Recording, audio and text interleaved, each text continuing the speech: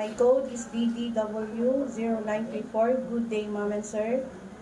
I am Gemaline Lopez. I am 40 years old. My height is 158 centimeter and my weight is 74 kilograms. I am college graduate. I am married. I have one child, one boy, 18 years old. I have one sibling, a girl. I have experience working as domestic helper in Lebanon for 6 years since 2010 to 2016.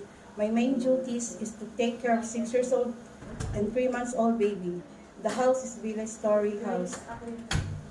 There's 4 rooms and 7 toilets. I do simple cooking for Arabic, laundry, cooking, wash dishes.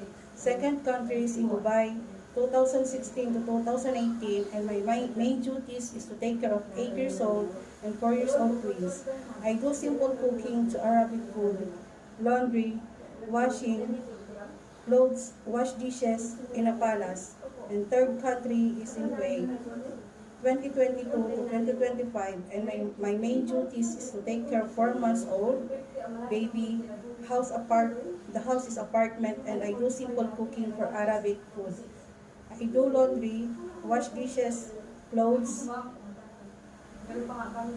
I am willing to accept the job, take care of baby, take care of elderly. I am willing to take 1 day off in a month. To my employer, if you give me a chance to work to your family, I will work hard, responsible, and I will treat your child as my own. I am fast learner, got initiative.